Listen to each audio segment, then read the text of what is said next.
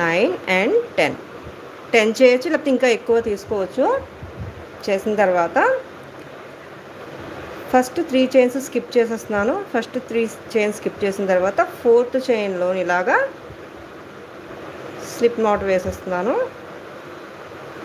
Slip not in the 4th chain అనమాట. మనకి చిన్న లూప్ లాగా వస్తుంది ఇక్కడ. ఈ లూప్లోని 5 డబల్ క్రోషెస్ చేయాలి.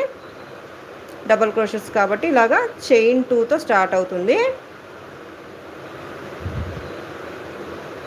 ఆల్రెడీ ఇది ఫస్ట్ ఒక డబుల్ క్రోషే కింద కౌంట్ అవుతుంది. చైన్ 2 వేసాను కదా అది. Next second 1, second DC,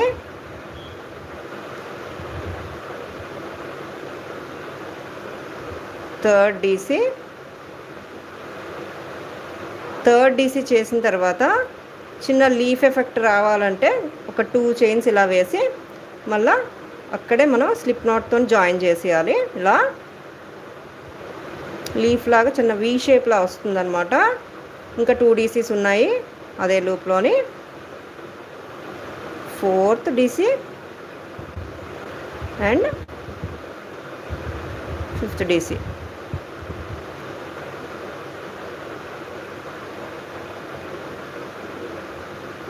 starting DC ఉంటుంది కదా, దాంతో